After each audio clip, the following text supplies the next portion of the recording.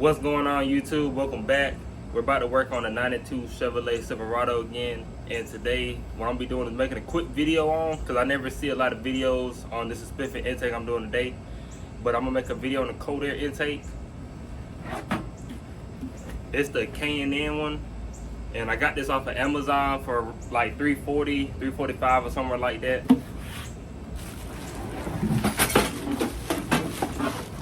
But this one right here comes with the air filter, the intake shield to keep the hot air away from the air filter.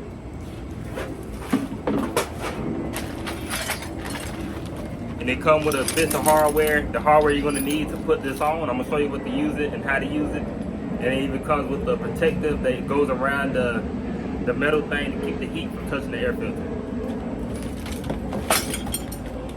It did come with a nice box, but you know, Georgia weather, Amazon delivered it, and about 10 minutes later it started pouring down rain, so the box got destroyed. And the last thing, it comes with the certification number. Like if you live in California where you need emissions and things. But yeah, let's jump right to this video and get it started because it's burning up out here. And also, the one thing I do want to say is they came with some really nice instructions. A lot of filter companies don't really, you know, make detailed instructions for you, but I just want to show you guys this right quick.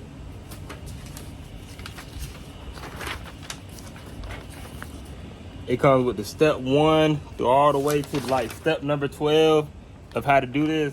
So I just want to shout out K&N because sometimes things can be a little difficult to put together without the instructions, but with this, you can't go wrong. It's dummy proof. First thing I'm gonna go ahead and do is pop this hood open and take off that factory air filter.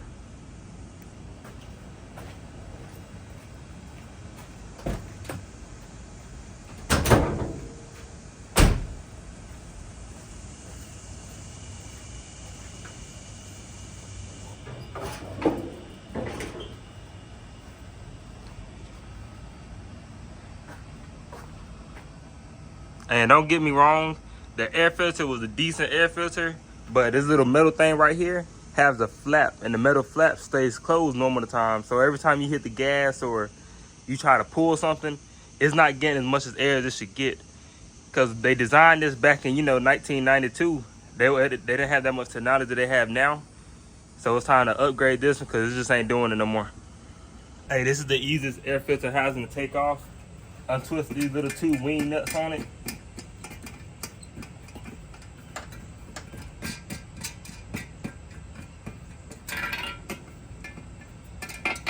And you can take it off as one piece. Pull it off of that intake hose. To unbolt this intake hose right here, it takes a 13mm nut on, it's 2 of them at the bottom of the wheel well. To take this piece off right here, you just come on the passenger side fender and look at the bottom, and you will see the 2 little nuts. They're 13 mils or 1/2 inch, whichever socket you got.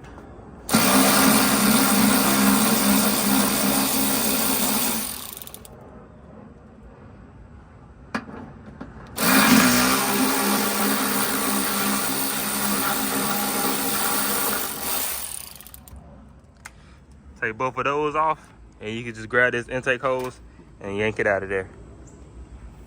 And I'm also glad it came with instructions because I just learned something new. You have to take off the little spacer. It doesn't use the spacer. You have to remove that with the vent tube that goes to the valve cover. And also take off them 2 little screws that the factory air filter used to hold it down.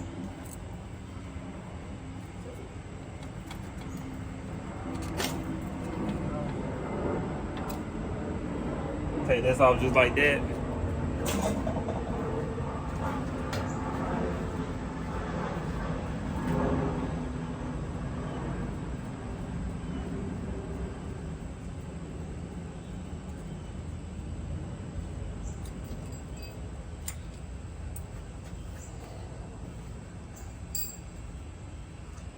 Now that I got everything off of it, I'm gonna take a little razor and clean up the base plate where the throttle body gasket is gonna be sitting at.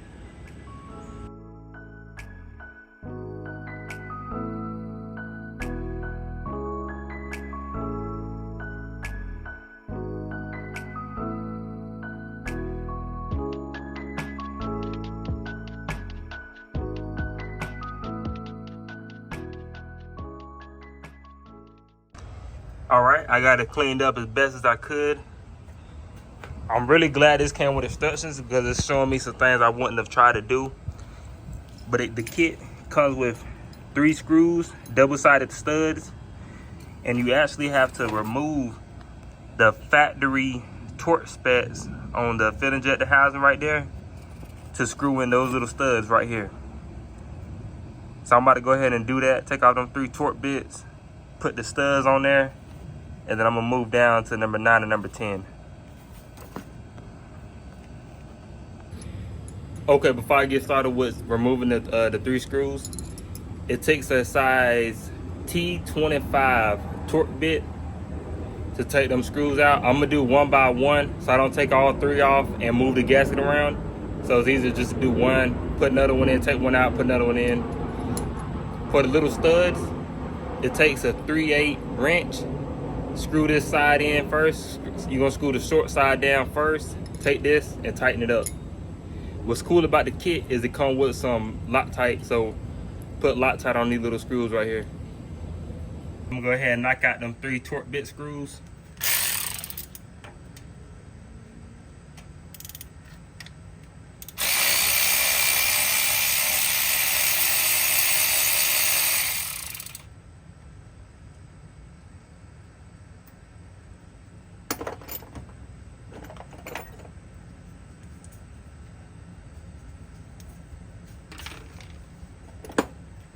I'm gonna put a dab of the Loctite right here on this.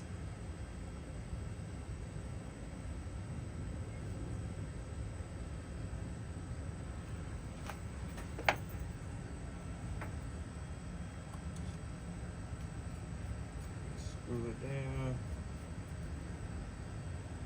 Take my 3/8 wrench, put the wrench on it, tighten her up. It wasn't too tight, so I'm not gonna go super tight with it. Just snuggle, hand tight.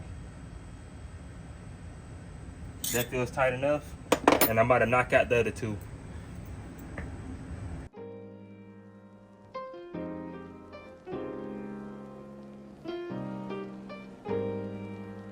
All right, you guys, once you get to this step right here, when you got the 3 double studs inside the fin injection, now the instructions tell you to take the nuts and you're going to screw the nuts 3/4 down onto the stud so that the black intake hose could sit on top of that. So that's exactly what I'm about to do. Go ahead and screw the nuts down on top of the studs.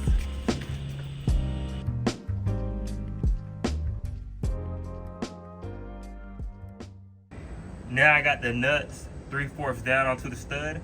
I'm gonna go ahead and put my little flat washers with the gasket it provides. The little washer goes first, then the gasket.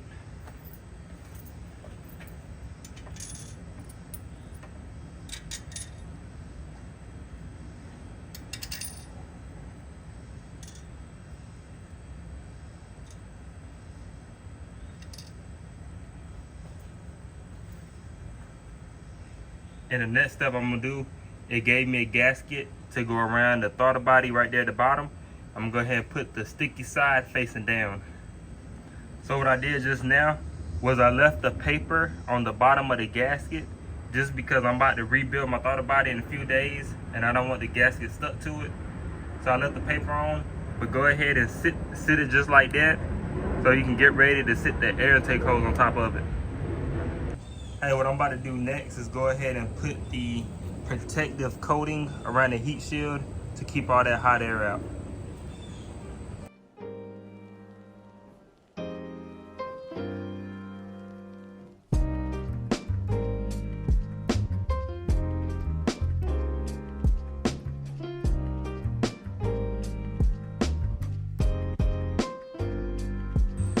Now I got the heat protective, you can say like weather strip around it. What I'm gonna do is go ahead and use these 2 holes with the hardware that they provided us to screw it into them 2 holes right there at the bottom. So this will sit really stiff and won't move.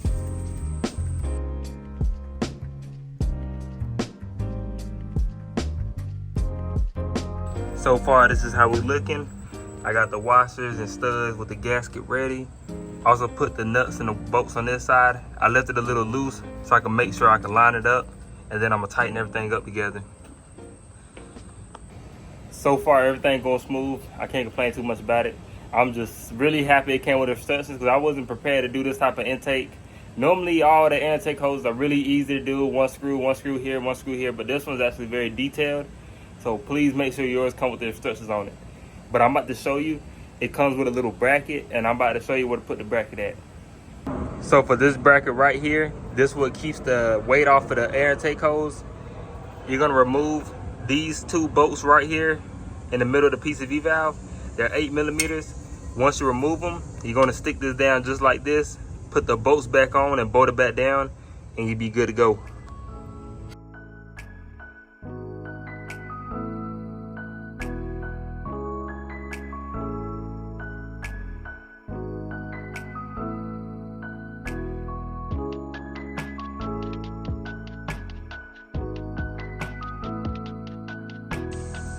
After you got your heat shield on, your studs are in there, tightened up.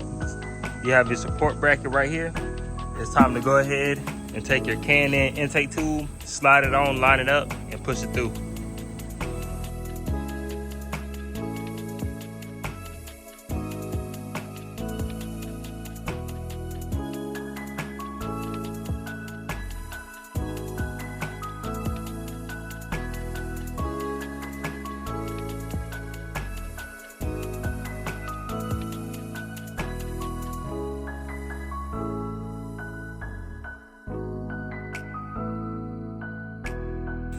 Now it's time to finally throw in the air filter. I love this part because this is when it actually turns a air intake hose into a cold air intake when you pop this bad boy on.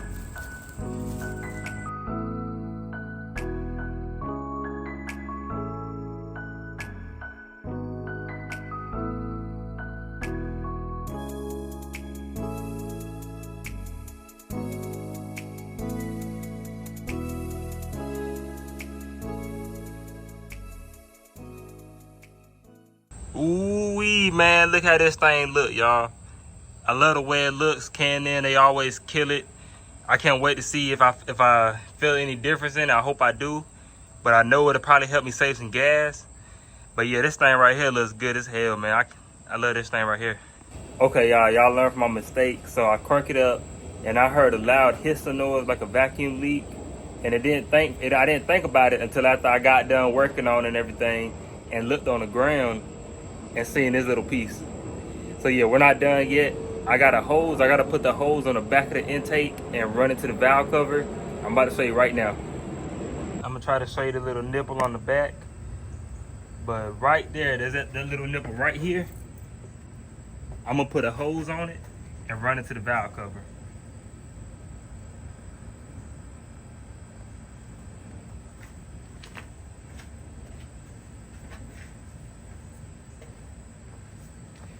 And it actually came with the kit. Everything was in the kit. It comes with the hose and the little plastic nipple for it. I'm gonna stick this side right here onto this one.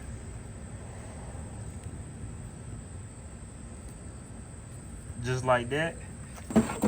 The one thing I want to point out is put this thing on first, because this is the hardest thing to put on. I had to file down the plastic over and over and over to get it to fit right. You might see the file marks. But that's as big as that piece, and you see the size hole they give you. So put this piece on first, then sit it back down and bolt it down, and everything will be good to go.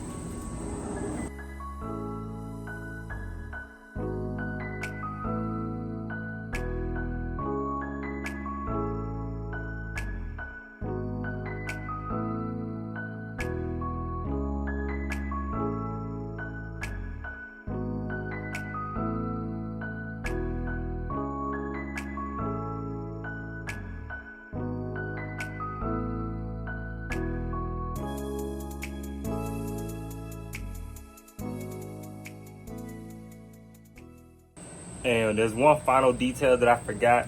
Always unplug your battery. I can't believe I forgot that. I normally don't. So what I'm gonna do is unplug the battery for like 15-20 minutes before I hook it back up and crank up the vehicle. Because unplugging the battery, it does like a relearn on it, and it'll let the system know that it's getting more airflow than it normally gets. And the very last thing I want to tell you before I show you how it sounds when I crank it up is hold on to them little 3 screws in case you decide to take this intake off, you can put the factory screws back on. So don't throw them away. You want to hold on to everything factory as possible, in case one day if you want to go back, you'll have it on standby. What I'm about to go ahead and do is hook up the negative cable, tighten it back up, and crank it up for you guys.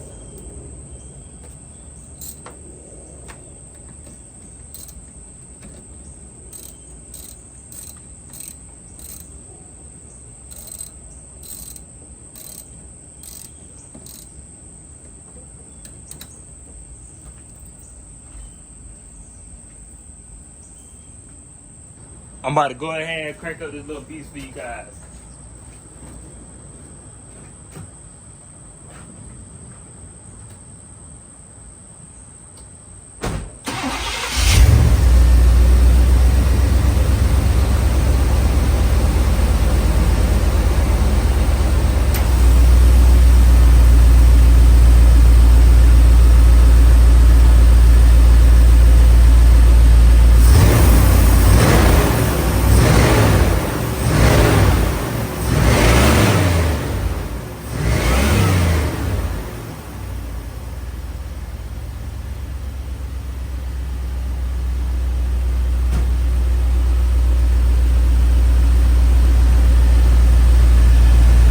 I can say right now, I feel a way better acceleration. It feels like it got a little bit more power.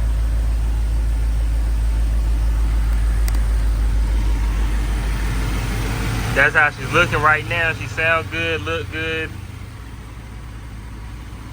I recommend this Can-In 10 out of 10. You can hear the air sucking in.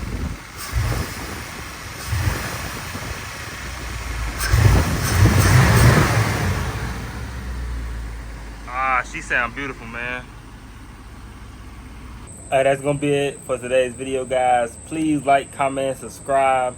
Please subscribe, because I got so many viewers watching my videos, but none of them are subscribed. It tells me on my little YouTube feed. So please subscribe, and we'll be back next week with another mod. It might be some headers, I'm not sure yet, but stay tuned with videos, and y'all enjoy the rest of your days.